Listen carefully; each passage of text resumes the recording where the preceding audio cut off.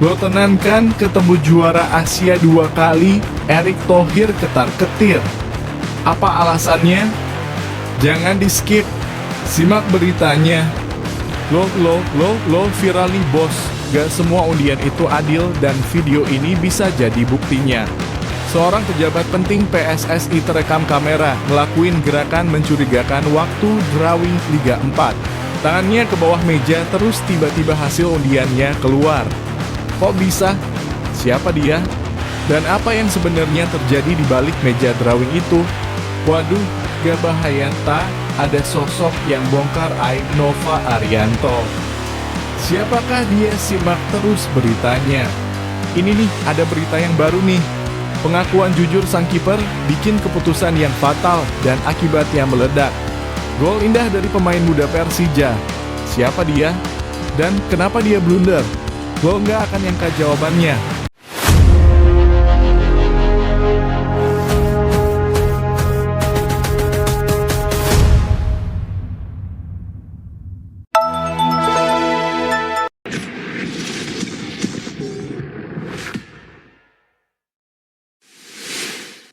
Sebelumnya mohon dukungannya, bantu pencet tombol like, subscribe, dan notifikasi agar tidak ketinggalan berita terbaru Timnas. Terima kasih. Halo Bolo, Sobat Garuda Muda. Kabar panas datang dari arena Piala Asia U-Strip 17 2025 nih. Timnas kebanggaan kita, Timnas U-Strip 17 Indonesia, lagi-lagi bikin heboh publik Asia. Gimana enggak mereka berhasil melaju ke babak perempat final dengan status JAWARA Grup C. Goks gak tuh? Nah, di babak 8 besar ini, anak-anak asuhan Coach Nova Arianto bakal ketemu lawan yang gak main-main. Geng siapa lagi kalau bukan Korea Utara, si macan Asia Timur yang udah 2 kali nyicipin trofi juara Piala Asia U17, yaitu tahun 2010 dan 2014. Tapi tenang, meski lawannya berat, Ketua Umum PSSI, Bang Erick Thohir, udah tegas bilang, kita nggak akan gentar. Sebelum ngomongin lawan, kita bahas dulu perjalanan Timnas U-Strip 17 Indonesia yang luar biasa. Di fase grup, mereka tampil gila-gilaan. 3 laga dilibas, semua poin sempurna dikantongin, dan jadi pemuncak grup C. Timnas kita ngalahin Jepang, Uni Emirat Arab, dan terakhir ngebantai Afghanistan 2-0 tanpa ampun. Yang bikin makin bangga, Timnas U-Strip 17 Indonesia jadi satu-satunya wakil dari Asia Tenggara yang berhasil menembus babak 8 besar. Bahkan dengan prestasi itu otomatis mereka juga dapat tiket eksklusif buat terbang ke ajang paling prestisius di level junior, Piala Dunia U-Strip 17 2025. Bro, itu bukan pencapaian biasa, itu luar biasa banget. Bangsa lain boleh meremehkan, tapi Garuda Muda buktiin kalau mereka layak diperhitungkan di level Asia bahkan dunia. Oke, sekarang kita ngomongin calon lawan, Korea Utara. Tim yang disebut-sebut punya pertahanan sekuat baja dan strategi yang disiplin banget.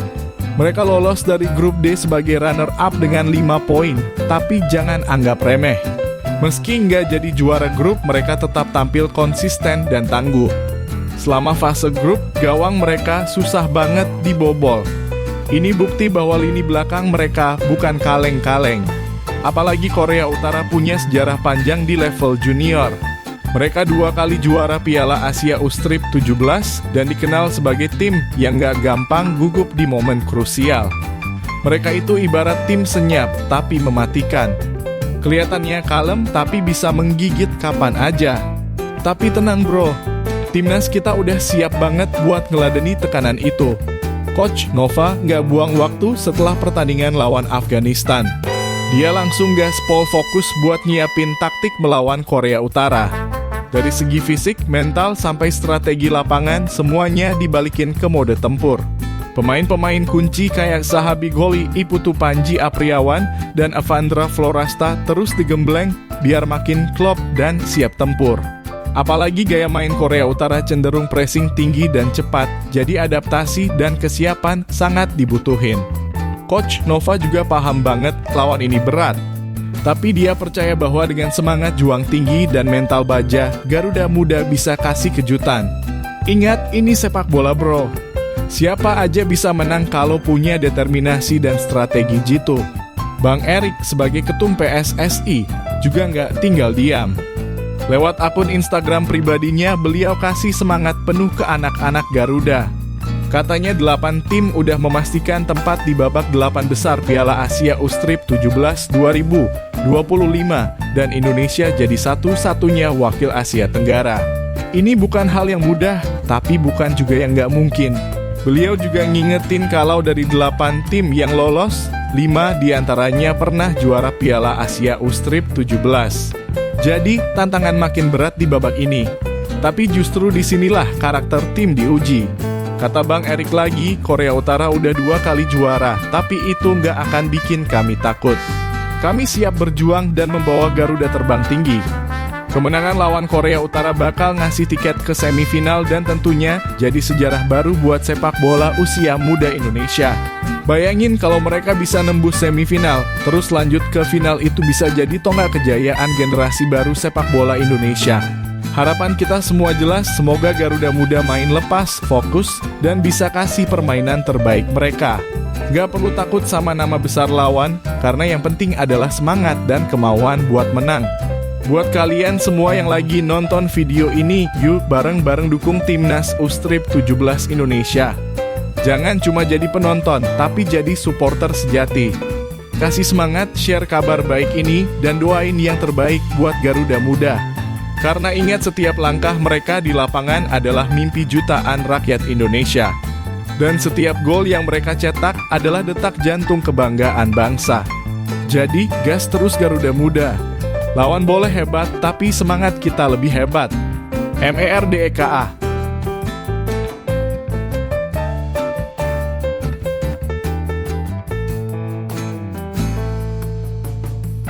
Yo bolo sobat bola. Kalian udah lihat video yang lagi rame banget di sosmed? Gila sih, netizen pada heboh abis gara-gara momen aneh waktu drawing Liga 4. Kok bisa? Ada apa ini? Siapa sih sosok di balik drama ini? Oke, kita bongkar semuanya. Karena berita panas kayak gini sayang banget kalau dilewatin. Jadi belakangan ini jagat dunia maya khususnya Instagram dibikin geger sama beredarnya sebuah video misterius. Video ini diunggah sama akun @medsos_rame dan langsung viral. Kenapa? Karena videonya nunjukin aksi mencurigakan waktu drawing kompetisi Liga 4. Nah loh, dalam video itu kelihatan jelas ada seorang pria yang pakai baju Timnas Indonesia. Sekilas sih biasa aja ya. Tapi tunggu dulu, pria ini kedapatan menyembunyikan tangannya ke bawah meja sesaat sebelum dia buka kertas hasil undian. Gaya-gayanya kayak lagi main sulap gitu bro. Padahal ini bukan acara sulap, ini drawing liga yang seharusnya transparan dan fair. Netizen pun langsung curiga. Mereka mikir, jangan udah diatur nih undiannya. Kok kayak gitu banget gerak-geriknya? Dan setelah ditelusuri, ternyata sosok pria misterius itu bukan orang sembarangan. Dia adalah Desi Arfianto, Ketua Asprof PSSI di IY alias Daerah Istimewa Yogyakarta. Wah, makin panas nih kasusnya. Oke, biar makin jelas, kita kenalan dulu sama Pak Desi. Biar kalian gak cuma nyinyir doang, tapi juga ngerti siapa dia dan gimana sepak terjangnya di dunia sepak bola nasional. Jadi Desi ini resmi jadi Ketua Asprof PSSI di IY periode 20-232-2027. Dia kepilih lewat kongres biasa yang digelar bulan Mei 2023 lalu. Dari 3 kandidat, Desi unggul dan keluar jadi pemenangnya. Artinya dia emang punya pengaruh besar di ranah sepak bola Yogyakarta. Tapi nggak cuma itu, Desi juga punya banyak jabatan lain. Loh, nih kita spill Deputi Sekjen PSSI sejak 2020. Wah, udah lama juga ya dia di level pusat. Match Commissioner Liga 1 sejak 2010. Artinya dia udah lebih dari 1 dekade mengawasi jalannya pertandingan Liga Utama di Indonesia. Presiden klub Mataram Utama Manggala FC, klub lokal yang juga aktif di berbagai turnamen nasional. Dengan jabatan segambreng itu orang pasti ekspektasinya tinggi dong. Tapi justru itu juga yang bikin publik makin kecewa begitu ada dugaan manipulasi drawing. Lah, kok bisa-bisanya orang sekelas dia bikin hal kayak gitu? Gitu kira-kira pertanyaan netizen plus 62. Balik lagi ke videonya, netizen emang cepet banget ngeh kalau ada yang aneh. Gerakan tangannya yang turun ke bawah meja sebelum buka kertas undian bikin orang bertanya-tanya, emang ini undian asli? Atau udah ada skripnya? Video itu langsung menyebar kemana-mana dari WhatsApp grup, story IG, sampai TikTok. Para pengamat bola dan mantan pemain juga mulai angkat suara. Banyak yang bilang ini bahaya buat masa depan sepak bola kita. Masa undian aja bisa kayak gini? Yang bikin ngeri, momen ini bukan terjadi di turnamen ecek-ecek. Ini Liga 4, gengs. Emang bukan Liga 1, tapi tetap aja ini kompetisi resmi yang harusnya dijaga integritasnya. Jangan sampai karena satu kejadian ini, kepercayaan publik ke PSSI makin ambyar. Nah, kalau udah urusan viral dan nyangkut soal nama baik PSSI, udah pasti dong Ketua Umum PSSI kita yang super aktif Erick Thohir turun tangan langsung. Dalam pernyataannya di Jakarta tanggal 11 April 2025, Erick ngomong dengan nada yang tegas. Gak pakai bahasa diplomatis yang bertele-tele, beliau bilang, kami menyesalkan pelaksanaan drawing Liga 4 yang berlangsung secara tidak profesional dan tidak transparan. Jangan pernah main-main dengan kompetisi Liga. Waduh, jelas-jelas tuh warning keras buat siapa aja yang mau coba-coba main mata di kompetisi sepak bola. Lanjut Erick, demi menjaga fair play dan integritas, pihaknya mendesak untuk dilakukan drawing ulang dengan prosedur yang benar-benar adil dan terbuka untuk semua pihak. Bahkan lebih jauh lagi, PSSI bilang bakal ngelakuin evaluasi total terhadap semua pihak yang terlibat dalam acara drawing Liga 4 itu. Intinya, mereka gak mau kejadian kayak gini keulang lagi di masa depan. Di kolom komentar medsos, netizen udah kayak detektif. Ada yang ngasih slow motion video, ada yang edit ulang, bahkan ada juga yang bikin meme. Klasik banget netizen Indo. Komentarnya pun bervariasi, mulai dari yang lucu sampai yang sinis. Wah, ini sih bukan drawing. Ini sulap nasional. Liga 4 atau liga settingan? Main bola apa main sinetron? Tapi dari semua komentar itu, yang paling banyak muncul adalah kami butuh keadilan di sepak bola nasional. Dan bener juga sih, sepak bola itu udah jadi hiburan rakyat. Banyak orang punya mimpi besar di dunia bola. Masa iya mimpinya harus kandas cuma gara-gara drawing yang gak jelas? Oke guys, sekarang kita tarik kesimpulan ya. Apa sih pelajaran dari drama Liga 4 ini? Transparansi itu penting banget. Gak peduli levelnya apa, kompetisi harus dijalankan dengan jujur dan adil. Netizen gak bisa dibohongin. Di era digital kayak sekarang, semua gerak-gerik bisa direkam. Jangan anggap remeh kamera dan tangan-tangan netizen. Pemimpin harus jadi contoh. Kalau yang punya jabatan tinggi aja udah gak fair, gimana pemain dan klub-klub kecil mau percaya sistem? PSSI jangan cuma ngomong doang. Harus ada tindakan nyata biar publik percaya lagi sama organisasi sepak bola kita. Nah, itu dia guys drama panas soal drawing Liga 4 yang bikin netizen naik pitam. Menurut kalian gimana? Apakah ini cuma kesalahpahaman atau emang udah ada niat curang dari awal? Tulis pendapat kalian di kolom komentar ya, kita diskusi bareng. Dan jangan lupa ya, buat kalian yang peduli sama sepak bola Indonesia, klik tombol like, share video ini ke teman-teman lo. Dan subscribe channel ini biar gak ketinggalan info-info panas lainnya. Karena kita bakal terus kawal berita bola dari lapangan sampai ke balik meja drawing. Sampai jumpa di video berikutnya.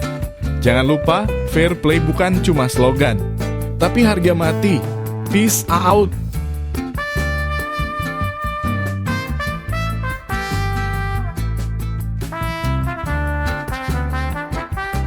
Halo bolo pecinta bola Indonesia, lo semua pasti udah gak asing lagi dong sama nama Coach Nova Arianto. Nah, kali ini kita bakal bahas peran penting doi di balik layar timnas Indonesia yang ternyata gila vital banget men. Bahkan dibongkar langsung sama Tom Haye, gelandang kece andalan timnas senior.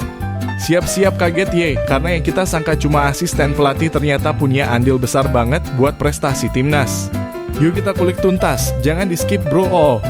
Jadi gini bro, lo tau gak Nova Arianto itu dulunya dikenal di lapangan dengan julukan suster ngesot karena gaya bertahannya yang ngesot-ngesot ngejar bola. Tapi sekarang, wah, Doi udah jadi sosok yang disegani di dunia kepelatihan Indonesia. Namanya makin melejit pas sukses banget ngebawa timnas Indonesia U-Strip 17 lolos ke Piala Dunia U-Strip 17 2025. Gak main-main loh, mereka lolos bukan karena hoki doang, tapi emang mainnya totalitas dan konsisten dari fase grup sampai perempat final Piala Asia U-Strip 17 2025. Coba lo bayangin di grup C aja, anak-anak asuhan Coach Nova ini sukses sapu bersih semua pertandingan dengan kemenangan. Mereka ngalahin Korea Selatan U-Strip 17 dengan skor tipis tapi berkelas 1-0, bantai Yaman U-Strip 17 4 hingga 1, dan kalahin Afghanistan U-Strip 17 2 hingga 0. Coach Nova yang usianya sekarang 48 tahun langsung dielu-elukan netizen plus 62 dan disebut-sebut sebagai pelatih lokal terbaik saat ini. Bahkan ada yang bilang Nova Arianto the next Sintayong lokal. Nah, ini bagian yang bikin netizen makin terpukau. Tom Haye, gelandang elegan timnas senior, buka suara soal peran Coach Nova waktu masih jadi asisten pelatih di era Sintayong. Dan yang dibocorin bikin kita makin respect sama Coach Nova.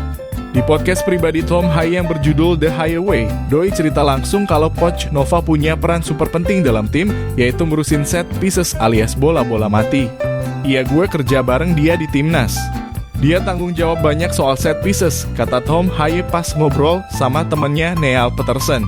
Dan ternyata bro, assist perdana Tom Haye di timnas waktu debut lawan Vietnam di laga tandang, itu hasil dari sepak pojok yang udah dirancang sama Coach Nova.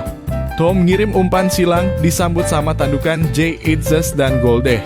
Bayangin men, lo baru debut, langsung kasih assist dan itu semua berkat strategi set pieces yang disusun rapi sama sang asisten pelatih. Gokil gak tuh? Selain jago taktik, Tom Haye juga cerita kalau Coach Nova tuh orangnya punya energi positif banget.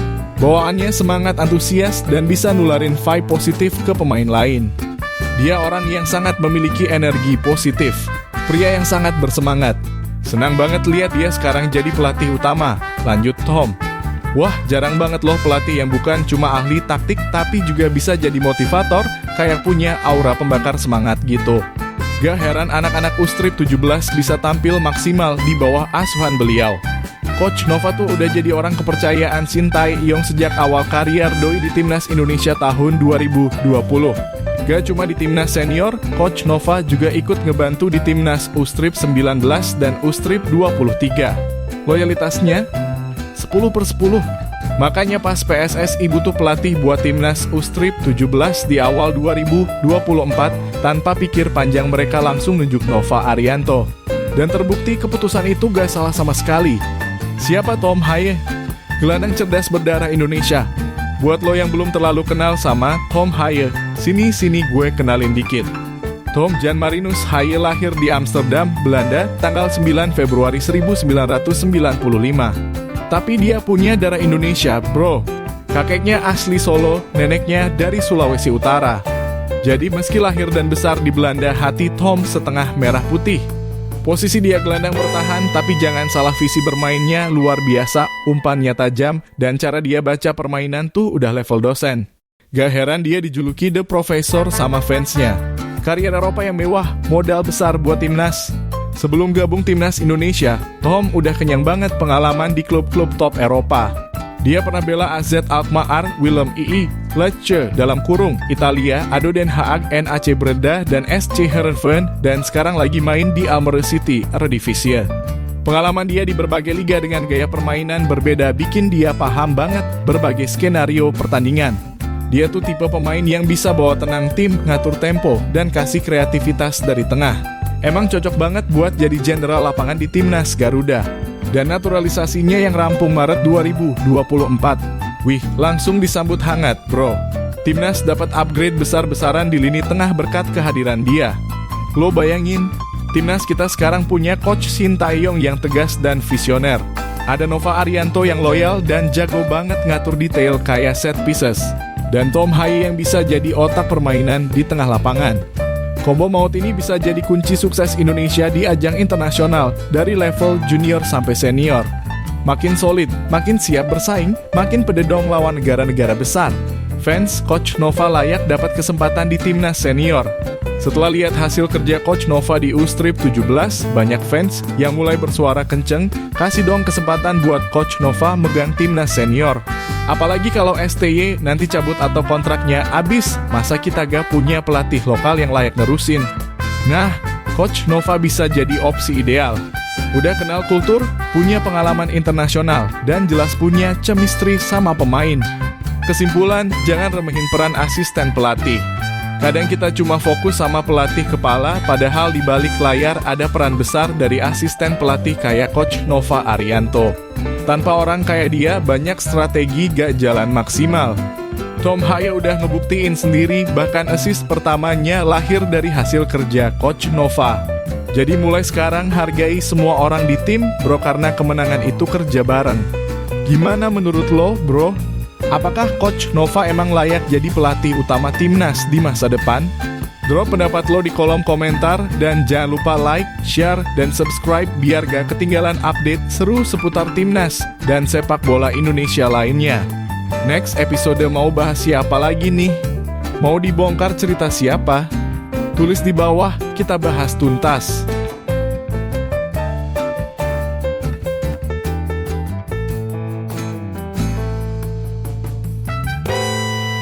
Yo, bola-bola lovers! Balik lagi di channel yang ngebahas seputar dunia bola, khususnya Timnas dan Liga 1 yang lagi panas banget. Kali ini kita bakal kupas tuntas soal salah satu pemain yang jadi sorotan abis di match panas antara Persebaya versus Persija kemarin. Siapa lagi kalau bukan si jagoan Mister Gawang Hernando Ari Sutaryadi. Yap, di laga super seru yang digelar di Stadion Utama Gelora Bung Karno, Jakarta, Sabtu 12 April 2025 kemarin. Persebaya Surabaya harus puas berbagi angka 1-1 lawan tuan rumah, Persija Jakarta. Tapi yang bikin ramai bukan cuma hasil imbangnya, bro. Ada momen yang bikin publik heboh, blunder dari sang kiper andalan, Hernando Ari.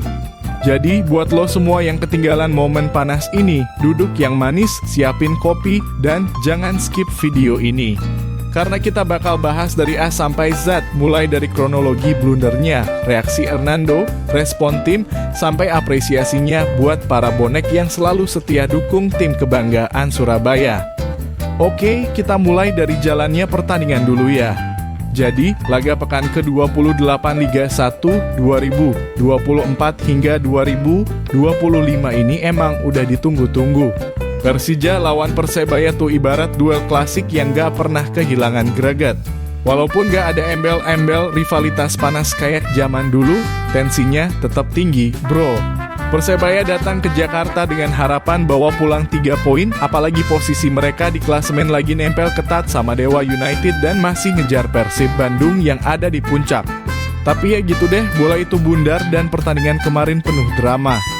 Di babak pertama, kedua tim main cukup ngotot. Jual beli serangan gak terelakkan. Tapi gol baru datang di babak kedua, tepatnya menit ke-62. Dan inilah momen di mana nama Hernando mulai jadi sorotan di menit ke-62, kejadian yang bikin semua bonek nutup muka sambil bilang aduh, Nando oh. Jadi kenyataan. Jadi ceritanya gini, bola liar mengarah ke sisi kanan pertahanan Persebaya. Si Hernando yang posisinya udah keluar dari kotak penalti, coba sigap maju buat mengamankan bola. Tapi ternyata keputusan itu jadi bumerang. Bukannya amanin bola, Hernando malah kalah langkah dari pemain muda Persija, Raihan Hanan. Dan Raihan tuh gak pakai mikir panjang dari sudut sempit, dia lesatkan tendangan yang langsung nyangkut ke gawang. Gol yang bisa dibilang gokil dari sisi teknis, tapi juga bikin wasit dalam hati mungkin bilang, wah, kiper satunya kecolongan, nih. Dan ya, itulah momen di mana Hernando bikin blunder yang berujung gol buat Persija. Skor jadi 1-0 dan muka Hernando langsung kelihatan nyesel banget. Tapi salutnya hanya dalam waktu 3 menit, Persebaya bangkit. Flavio Silva cetak gol penyeimbang dan skor 1-1 bertahan sampai peluit panjang dibunyikan. Habis pertandingan, Hernando nggak ngumpet. Nggak cari-cari alasan. Dia malah langsung buka suara ke media. Dengan jujur dan gentle, dia bilang cukup kecewa karena berakhir dengan imbang.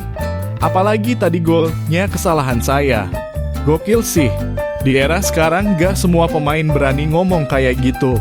Banyak yang ngeles, nyalahin lapangan lah, cuaca lah, atau malah nyalahin temennya sendiri. Tapi Nando, dia pasang badan. Dia akui salahnya tanpa cengeng. Keren bro. Dia cerita waktu dia keluar dari sarangnya buat ngambil bola, dia udah coba antisipasi. Tapi Raihan ternyata lebih cepat dan akhirnya ya, bola malah bersarang di gawang sendiri. Tapi dia juga tetap kasih semangat ke tim. Katanya, tapi nggak apa-apa. Malam ini kita kembali dengan hasil yang tidak mengecewakan dan tidak membuat kita senang. Jadi hasil seri ini bisa membuat kita tetap stay di posisi ini. Santai tapi dalam, ya gak? Nah, karena hasil imbang ini, posisi Persebaya di klasemen sementara masih cukup oke. Mereka tetap bertahan di peringkat ketiga dengan koleksi 49 poin. Dewa United yang ada di posisi kedua cuma unggul 1 poin. Sedangkan pemuncak klasemen Persib Bandung udah ngumpulin 58 poin. Jadi kalau Bajul Ijo pengen nyalip, ya harus kerja keras banget di sisa laga. Coach Paul Munster juga udah mulai putar otak buat nyiapin taktik di pertandingan-pertandingan berikutnya. Apalagi Liga 1 musim ini super kompetitif. Tiap tim bisa jadi kuda hitam. Di tengah kekecewaan karena gagal menang, satu hal yang bikin Hernando tetap senyum adalah dukungan luar biasa dari bonek. Gila bro, sekitar 5.000 bonek dari Surabaya datang langsung ke GBK buat dukung tim kesayangan mereka. Padahal kita tahu sendiri, main di kandang Persija bukan hal yang gampang. Tapi hubungan damai antara bonek dan The Jackmania bikin suasana jadi adem. Nggak ada tawuran, nggak ada keributan, yang ada malah vibes persaudaraan antar supporter. Hernando pun terharu. Dia bilang mereka sangat membantu kami dan membuat kami jadi semangat. Jadi itu adalah support terbaik bagi kami. Respect buat bonek dan The Jackmania. Supporter yang makin dewasa dan solid dukung tim kesayangan mereka tanpa bikin rusuh. Jadi dari semua cerita ini, kita bisa ambil beberapa pelajaran berharga nih, Sob. Kesalahan itu manusiawi, bahkan kiper timnas sekelas Hernando Ari pun bisa blunder. Tapi yang keren, dia berani ngaku salah dan tetap kasih semangat buat tim. Mental juara itu diuji bukan saat menang, tapi saat gagal. Hernando menunjukkan mentalitas yang dewasa dan bertanggung jawab. Dukungan supporter itu penting banget. Apalagi kalau supportnya tulus, gak pakai ribut, dan bikin pemain makin termotivasi. Nah, itu dia guys, kisah seru di balik blunder Hernando Ari dan hasil imbang Persebaya lawan Persija. Meski gagal menang, tapi ada banyak sisi positif yang bisa kita lihat. Dan pastinya perjuangan Bajul Ijo belum selesai. Masih ada banyak laga ke depan buat kejar Persib di puncak klasemen. Buat kalian para bonek, tetap kasih dukungan positif ya. Dan buat fans bola seluruh Indonesia, yuk kita bareng-bareng bangun sepak bola nasional dengan jadi supporter yang dewasa dan keren. Kalau lo suka konten ini, jangan lupa like, comment, dan share ke teman-teman lo. Subscribe juga channel ini biar nggak ketinggalan update terbaru seputar dunia bola, khususnya Liga 1 dan Timnas Indonesia.